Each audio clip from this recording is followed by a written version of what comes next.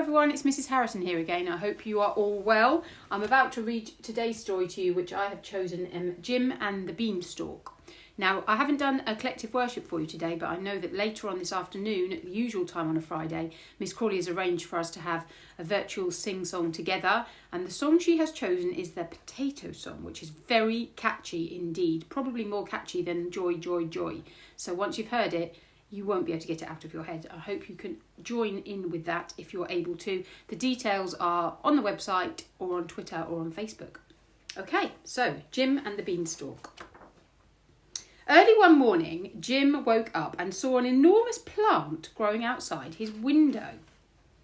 "That's funny," he said. "It wasn't there yesterday. I'll see how high it goes." And he began to climb up the plant. "It certainly is a big plant," he said, as he went into the clouds. When he reached the top of the plant, Jim saw a castle.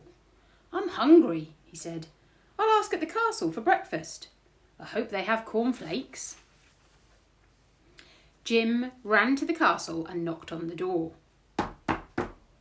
He waited and waited until the door was slowly opened by a very old giant. "Aha!" said the giant. "A boy. A nice juicy boy. 3 fried boys on a slice of toast. That's what I used to enjoy eating in the old days. But I've got no teeth now. Come in, boy. You're quite safe." What would you do if you were Jim? Would you go through the door? Let's see what happens. The giant shared his breakfast of beef and beer with Jim. "Is your name Jack?" he asked. "No, it's Jim." "Did you come up a beanstalk?" asked the giant. "I came up some sort of plant," said Jim. "It's that beanstalk again," the giant said. "I came up once before. That pesky boy Jack stole some of my father's gold and took our golden harp and our golden hen, and I've never really been happy since. And now I'm old too. I can't even see to read my poetry books because the print is too small." Oh, he looks quite sad. "Haven't you got any glasses?" asked Jim. "Only beer glasses," said the giant. "I mean reading glasses," said Jim. "They go on your nose and ears." "It's my eyes I'm talking about," roared the giant, banging his fist on the table. "These glasses are for your eyes," said Jim, and explained about glasses while the giant listened carefully. "Get 'em," said the giant fiercely when Jim had finished. "Get 'em for me. I'll pay good gold."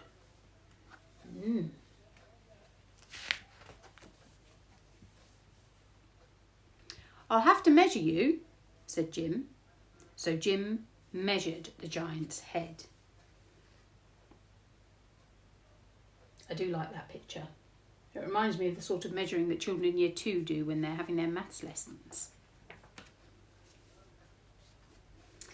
The giant gave Jim a gold coin, and Jim climbed down the beanstalk as fast as he could, holding tight to the coin. He showed the coin to his mother, but before she could say anything, he got dressed and ran off to the oculist. The oculist could hardly believe his eyes when he saw the giant gold coin, but he set to work straight away. He worked all night, and in the morning the glasses were ready. Jim carried them home. Then he tied them on his back and he climbed up the beanstalk. The giant loved his glasses and began reading rhymes to Jim as soon as he put them on. "You're a good boy," he said. "Now I can see you properly. I wonder what you'd be like to eat. I can't eat anything much nowadays because I've got no teeth." "Why don't you have false teeth?" asked Jim. "False teeth?" roared the giant. "Never heard of 'em." So Jim explained about false teeth. And while the giant listened carefully, "Get 'em," said the giant when Jim had finished. "Get 'em for me. I'll pay good gold." So Jim measured the giant's mouth. "Make them big," said the giant. "And sharp. I like sharp teeth." The giant gave Jim another gold coin, and Jim climbed down the beanstalk as fast as he could, holding tight to the coin. He showed the coin to his mother, but before she could say anything, he ran off to the dentist. The dentist could hardly believe his eyes when he saw the giant gold coin, but he set to work straight away. He worked all night, and in the morning the teeth were ready. Jim carried them home. Then he tied them on his back and climbed up the beanstalk. The giant loved his new teeth. He jumped up and down, clamping his jaws and gnashing the teeth until the sparks flew. He definitely looks very happy with glasses and teeth. Then the giant sat down and looked at himself in a mirror. "Ah," he said, "I used to be a good-looking lad. Great head of flaming red hair I had, and now look at me." "Why don't you have a wig?" asked Jim. "A wig?" roared the giant. "Never heard of a wig." So Jim explained all about wigs while the giant listened carefully. "Get one," said the giant when Jim had finished. "Get one that's red and curly. I'll pay good gold." So Jim measured the rest of the giant's head.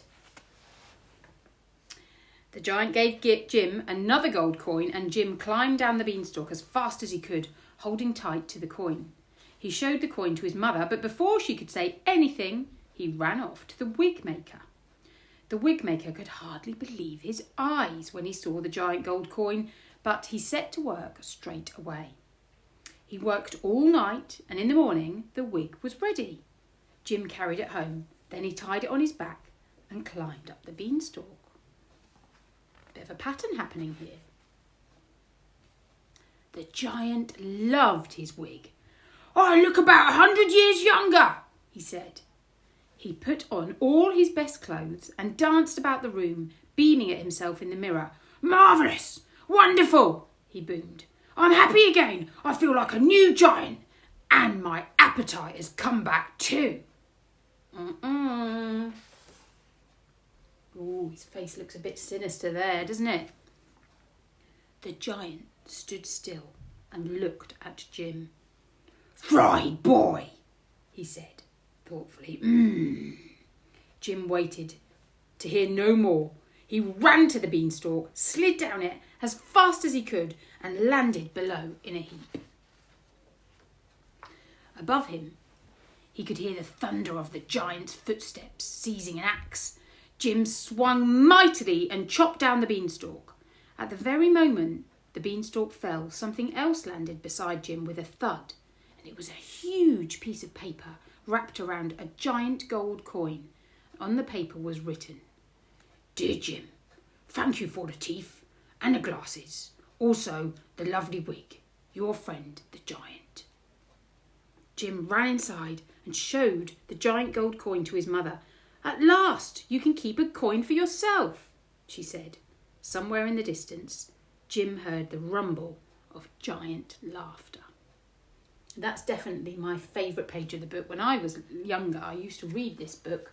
Not that much younger. I used to read this book, and also to my daughter when she was little, and we used to love checking out the spelling here. I wonder if you're looking at that and thinking, "Oh, he spelt that wrong." That would be an interesting thing to try and see if you could correct it.